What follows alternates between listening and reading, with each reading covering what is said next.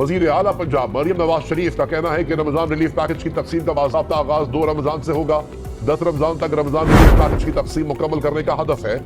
जाती रमजान पैकेज से मुतालिक इजलास हुआ। नून लीग के कायद मियां मोहम्मद नवाज शरीफ भी इजलास में शरीक हुए। मियां मोहम्मद नवाज शरीफ ने इजलास के शुरका को रमजान पैकेज के हवाले से हिदायत दी। ब्रीफिंग में बताया गया कि रमजान पैकेज के लिए हेल्पलाइन कायम कर दी गई है, जिसका बाज़ाब्ता आगाज कल होगा। वजीर आला पंजाब मरियम नवाज शरीफ के रमजान पैकेज की अशिया का आला मयार यकीनी बनाने की हिदायत। मरियम नवाज शरीफ ने कहा कि आटा, घी और चीनी समेत खाने पीने की दीगर अशिया के मयार पर शिकायत बर्दाश्त नहीं करेंगी।